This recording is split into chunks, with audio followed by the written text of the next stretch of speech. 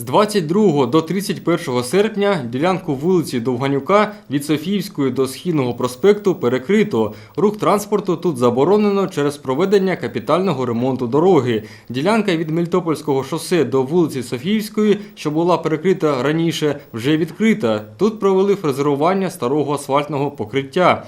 Після завершення підготовчих робіт на обох ділянках буде укладено нове асфальтне покриття. Нагадаємо, що на ремонт дорожнього полотна на вулиці Довганюка виділено понад 6 мільйонів гривень. Підготовчі роботи розпочато 20 серпня. В ході ремонту буде замінено асфальтове покриття вулиці від Мелітопольського шосе до проспекту Східного.